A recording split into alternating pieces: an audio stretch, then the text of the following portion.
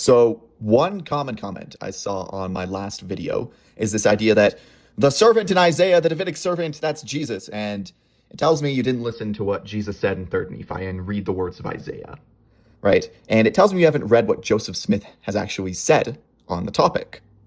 In the teachings of the prophet Joseph Smith, when discussing the office of Elijah, which is below that of a savior, he says, although David was a king, he never did obtain the spirit and power of Elijah and the fullness of the priesthood. And the priesthood that he received and the throne of the kingdom of David is to be taken from him and given to another by the name of David in the last days, raised up out of his lineage. John Taylor also mentioned this same servant when talking about Ezekiel 37, which talks about the same gathering of Israel in the last days that the book of Isaiah speaks about. And he says, indeed, we have no reason to believe that Christ himself will act the part of an earthly king or priest to any great extent. It is inconsistent for us to suppose that the immortal saints who are glorified will be perpetually confined in the midst of the mortal ones. Because it is said, they shall reign on the earth is no reason why we should say that they shall constantly be among the mortal saints. The idea that the earth will be under the control of Christ and the glorified saints, Christ will virtually reign over the whole earth, and this David will be subject to him. And this is in reference to Ezekiel 37. David, my servant. That is Jesus' servant, the one who will be marred in 3rd Nephi. You guys following?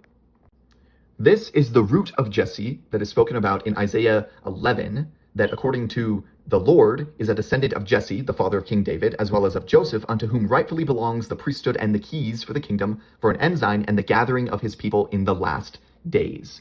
This is the same figure as the angel ascending from the east in Revelation 7 and Doctrine and Covenants 77, who has the seal of the living God and seals the 144,000 of the holy order, or the church of the firstborn. And he is the Elias who, again, is to gather the tribes of Israel and restore all things. The restoration of all things is a future event. It is not the priesthood restoration. This is why Orson Hyde, when giving his dedicatory prayer on the Mount of Olives, said, let them know that it is thy good pleasure to restore the kingdom unto Israel, raise up Jerusalem as its capital, and constitute her people a distinct nation and government, with David thy servant, even a descendant from the loins of the ancient David, to be their king. That is the root of Jesse.